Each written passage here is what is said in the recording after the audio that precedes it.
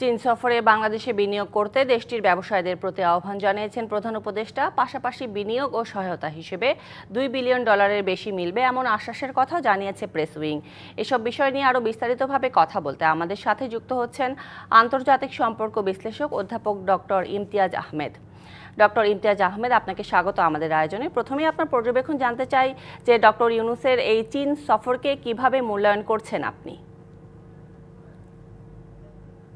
যে কোনো সফর যখন সরকার প্রধান বা রাষ্ট্রপ্রধানের হয় একটা সিম্বলিক ভ্যালু থাকে এবং বেশ কিছু সম্পর্কর যেই কাঠামোটা তৈরি হয় সেটাকে এগিয়ে নেওয়ার একটা বিষয় থাকে। সেই ব্যাপারে আমার মনে হয় যথেষ্ট পজিটিভ।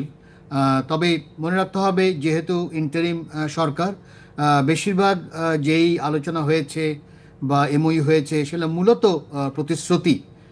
এগুলো বাস্তবায়ন করার জন্য স্বাভাবিকভাবে চীন চাইবে আরও বড় আকারে স্টেবিলিটি, কারণ যে কোনো ব্যবসায়ী বড় আকারে স্টেবিলিটি চাইবে, যার জন্য হয়তো আমাদের অপেক্ষা করতে হবে। তবে কোনো সন্দেহ নেই কাজটা এগিয়ে থাকলো এখন যেই সরকারই আসুক না কেন নির্বাচনের পরে, আমার মনে হয় তার জন্য খুবই সুবিধা হবে কাজটাকে আরও সামনে নিয়ে যাওয়ার।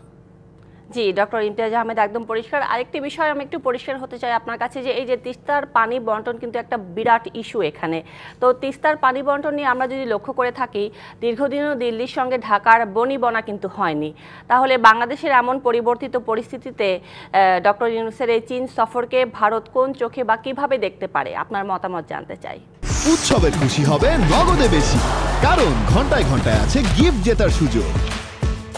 এখানে যে জিনিসটা আসলে করা দরকার, কোনো সন্দেহ নেই যে ভারতের যেহেতু নদীটা ভারত থেকে আসছে এবং সিকিম থেকে আসছে, তবে ভারতও মনে হয় এতদিন বুঝতে পেরেছে যে শেয়ারিং করা সম্ভব না। কারণ বিগত সরকারের সময় আমরা দেখেছি শেষ সময় এসে তারাও কিন্তু তিস্তা প্রকল্পের অ্যাসেসমেন্ট তারাও করতে চাচ্ছে।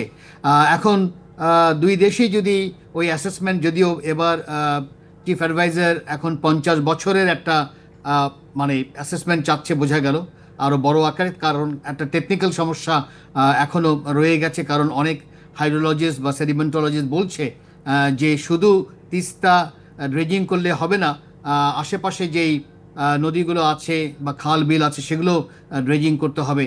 তো সেই হিসাবে দেখা দরকার যে আউট অফ বক্স এই ধরনের কোনো কাঠামো তৈরি করা যায় কিনা।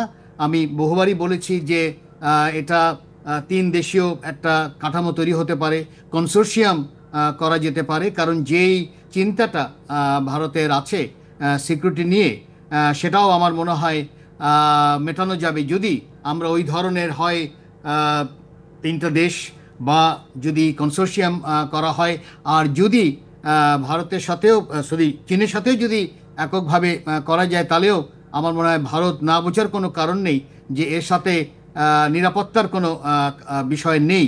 তো ওটা করার জন্য আমার মনে হয় আরও কূটনীতি তৎপরতা দরকার, পেশাদারিত্ব আরও বড় আকারে দরকার, এবং নতুনভাবে চিন্তা ভাবনাও করা দরকার যে আরও একটা দুটো দেশ যদি আনা যেতে পারে, তাহলে আমার মনে হয় যে সমস্যাটা বড় একটা সমস্যা আমাদের, সেটা সমাধান করা সম্ভব।